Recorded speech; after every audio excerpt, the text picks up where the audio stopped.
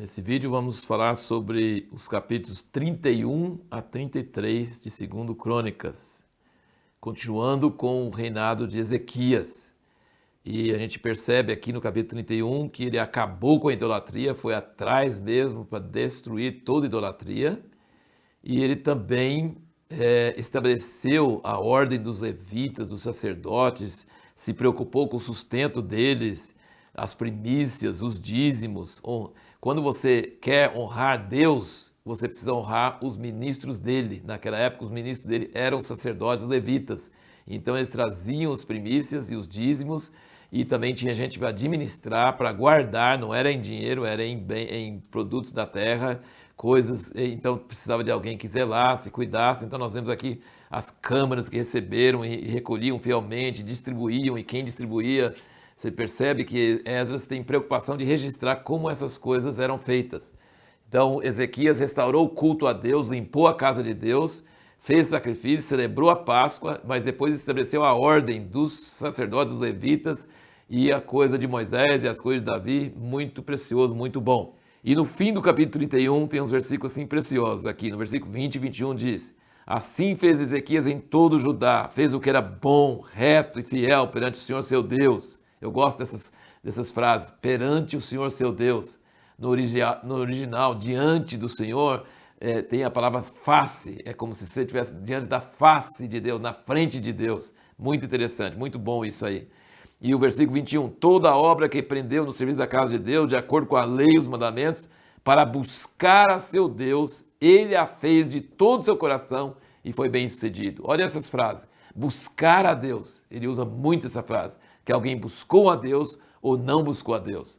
E ele fala sobre fazer com meio coração ou fazer de todo o coração. O autor aqui de Crônicas está sempre preocupado em mostrar isso. E é coerente com o que nós vimos na lei de Moisés. O que Deus procura não é detalhes, você é perfeito em toda a sua vida. Ele está preocupado se você busca Ele, se você procura Ele, se você quer saber a opinião dEle, se você está procurando Ele. Ele é invisível, é difícil de achar Ele, mas você pode achar Ele se buscar e se buscar Ele de todo o seu coração. Essa é a lição maravilhosa que a gente continua vendo aqui na vida do rei Ezequias. E no capítulo 33 nós temos, aqui é uma coisa interessante, porque está registrado aqui, nós já lemos em Reis, e aqui, e depois Isaías, o profeta Isaías cita isso também, e aqui também, só que aqui é bem resumido. É ataque do general do rei da Síria e o desacato que ele tinha para Deus, falando, e ele achava que Ezequias, acabando com todos aqueles altares, ele estava desonrando Deus. Ele falou assim, Deus vai ajudar vocês estão acabando com todos os altares dele, porque os idólatras achavam que quanto mais altar, mais o Deus deles ficava alegre. Eles não sabiam que o Deus de Israel é um só, é invisível, e ele só quer um lugar só, e que ele fica alegre quando destrói todos os outros lugares. Então, mas ele achava que também Deus de Israel era igual aos outros deuses, que ele ia vencer eles, e aí, no versículo 19, diz aqui, falaram do Deus de Jerusalém, como dos deuses dos povos da terra, que são obra das mãos dos homens. Mas o rei Ezequias, o profeta Isaías, filho de Amós, oraram por causa disso, clamaram ao céu. Então o Senhor enviou um anjo que destruiu no arraial do rei da Síria todos os guerreiros valentes e os príncipes e os chefes. Ele, pois, envergonhado, voltou para sua terra e quando entrou na casa de seu Deus, alguns dos seus próprios filhos mataram ali a espada. Assim o Senhor salvou Ezequias e os moradores de Jerusalém da mão de Sinaqueribe, rei da Síria, e da mão de todos, e lhe deu descanso de todos os lados. E muitos trouxeram presentes a Jerusalém ao Senhor e coisas preciosas a Ezequias, rei de Judá, de modo que desde então ele foi exaltado perante os olhos de todas as nações. Aqui não fala isso em Reis, e aqui é interessante. O rei da Síria estava tomando todos os reinos, todos. Por isso que ele até estava orgulhoso. Você acha que vocês vão resistir? Vocês vão sair igual aos outros. Eu tomei Samaria, lá do norte, tomei todo mundo. Vocês estão achando o quê? E ele foi derrotado não por Ezequias, por Deus. Porque Ezequias invocou a Deus e Isaías profetizou para ele. E o anjo do Senhor matou um monte dele e voltou para casa e foi morto pelos filhos dele. E os povos ao redor de Israel ficaram admirados e começaram a trazer presentes e teve paz e teve descanso. Quer dizer, Ezequias conseguiu parar aquele avanço que até então ninguém conseguia parar. Nunca mais o rei da Síria avançou, porque depois quem vai entrar agora é a Babilônia, não é a Síria.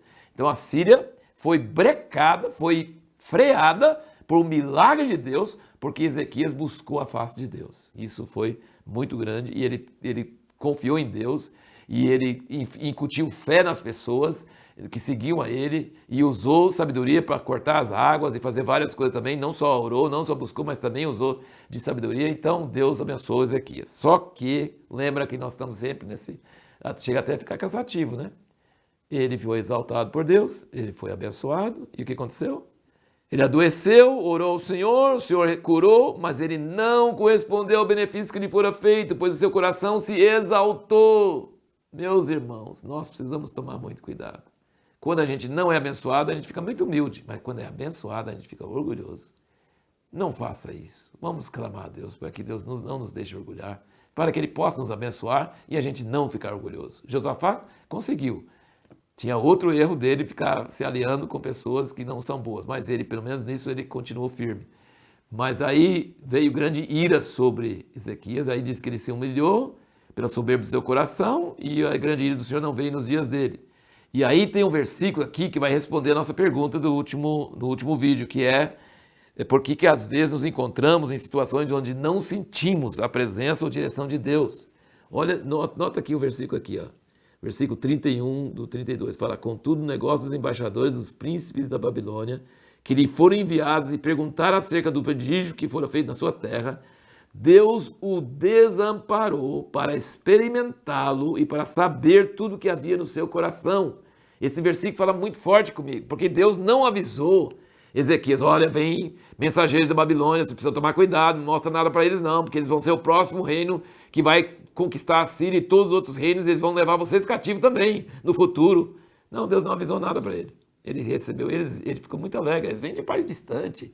Olha, ficaram sabendo que eu fui curado, que aconteceu um prodígio, vieram aqui saber. Ele ficou muito alegre e seu coração exaltou. E aí Isaías repreendeu ele e ele falou: ainda bem que não vai acontecer nada nos meus dias vai ter paz. Olha que coisa, é um fim triste. Como todos esses outros reis, né? Começa bem, vai bem, mas o orgulho entra e Deus desamparou para saber o que havia no seu coração. Muitas vezes quando você não sente a presença de Deus ou a direção de Deus, é porque Deus quer saber o que você vai decidir. Sem a presença dele, sem a direção dele. Como os amigos de Daniel. Se Deus nos livrar, tudo bem. Se não livrar, pode jogar no fogo que a gente vai ficar. Eles decidiram. Eles não tiveram garantia de nada. Então, quando Deus às vezes deixa a gente, é para a gente decidir. É para ver o que tem no nosso coração. É por isso que às vezes a gente passa sem sentir a direção dele. E aí no capítulo 33 nós temos a triste história de Manassés, que filho de Ezequias, e ele reinou muitos anos e ele fez pior do que todos os cananeus que viviam naquela terra antes de Josué entrar. Ele fez pior.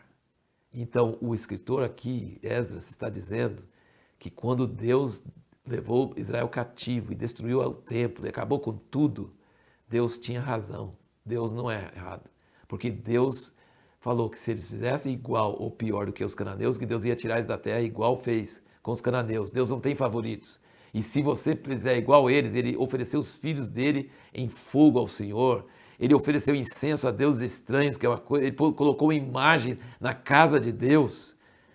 E aí Deus prendeu ele, mandou o exército do rei da Síria e prenderam ele e tal, e ele humilhou. Isso não fala nisso, não. Ele humilhou e Deus atendeu, libertou ele do cativeiro, aí ele buscou ao Senhor. Só que aqueles tantos de anos que ele fez coisa errada e fez Israel fazer coisa errada, ele passou a linha vermelha, não tinha mais retorno, não adiantava mais, aquilo tinha derramado muito sangue inocente. Então tem hora que quando você humilha, Deus sempre vai te atender. Atendeu Acabe, quando Acabe humilhou.